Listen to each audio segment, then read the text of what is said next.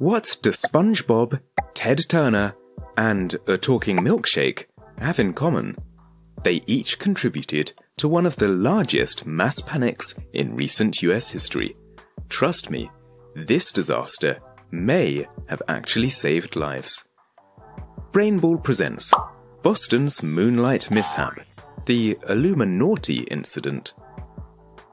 On January the 31st, 2007, mysterious LED objects began appearing all over Boston, sparking an immediate panic. The devices in question were 12 inches by 18 inches and had flashing LED lights in the shape of an unknown character some said resembled SpongeBob SquarePants. Their unusual appearance and unexpected placement in public areas led to widespread confusion among residents and authorities alike. They were found in several sensitive locations around the city of Boston, including near bridges and highways, as well as in public areas such as parks, schools, and train stations. The concern was palpable for a nation still reeling just 6 years post 9/11, and the paranoia was brewing. In total, there were 38 devices found, as well as additional units across the US, but only Boston was in a panic, for now. The response from law enforcement was swift and overwhelming. Bomb squads, police officers, and other personnel were dispatched to investigate the devices, and the entire city was thrown into chaos. Before we go on, do you know what makes me panic? The thought of you not hitting the like and subscribe button. I would also love it if you hit the bell for all notifications. Nationwide, Americans were glued to their TVs and radios as the news reported on the mystery, each hypothesizing what or who could be responsible. The incident had caused widespread disruption, with schools and businesses closing early, train services being disrupted, and thousands of people being forced to evacuate their homes and offices. Nobody knew what would happen next. Well, nobody, except for the small group of people in Atlanta at Turner Broadcasting who were probably pooping in their pressed pleated pants. It turns out these little electric boxes were not part of a terrorist attack or a warning from a race of invading aliens. They were an advertisement. The LED characters were not SpongeBob SquarePants, rather they were Moon in Night characters from Aqua Teen Hunger Force.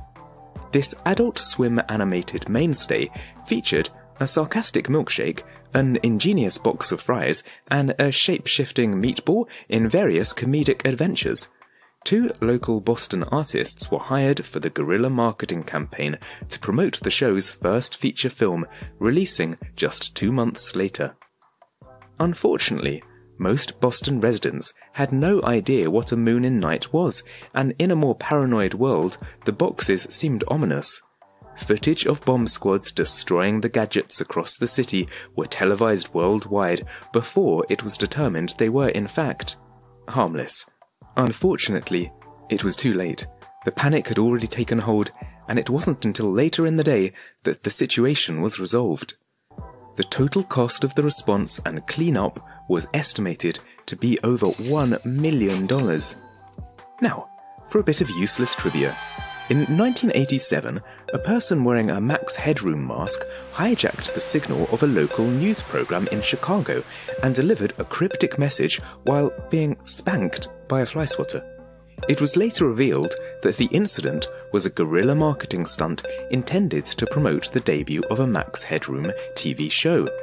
The new program lasted just 2 seasons, and the culprit was never caught.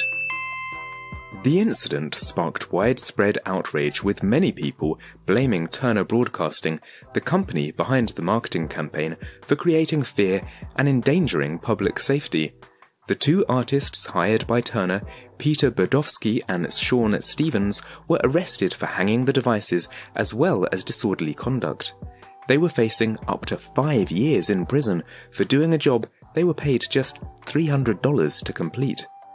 They later pled guilty and were sentenced to community service. Turner Broadcasting defended the campaign, stating, The devices were clearly not intended to be bombs, and the company had followed all appropriate procedures to ensure public safety. However, the public backlash was intense, and Turner ultimately issued an apology and agreed to pay a $2 million settlement to fund public safety initiatives in Boston. It's worth noting that while the Boston Moonlight panic generated significant media coverage, the Aqua Teen Hunger Force movie was not a commercial success. Despite the massive hype generated by the incident, the movie only grossed a little over $5 million at the box office upon release. Between the fine and marketing cost, the movie was a complete financial disaster. I guess this proves that not all publicity is good publicity. While the incident may seem like a bizarre footnote in American history, there may have been a bit of a silver lining.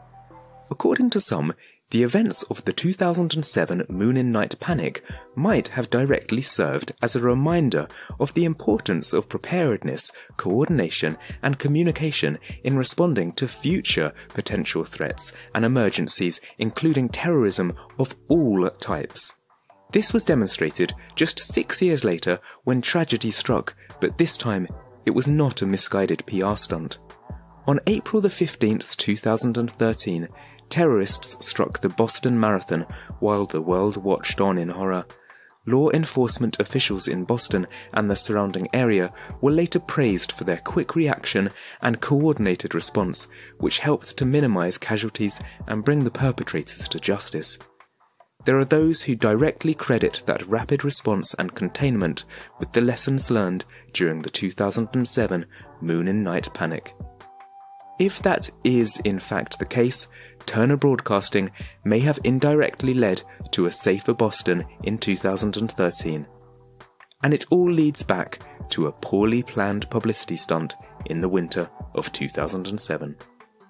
If you liked this video, check out this story about the time Pepsi was sued for not delivering a $32 million Harrier jet.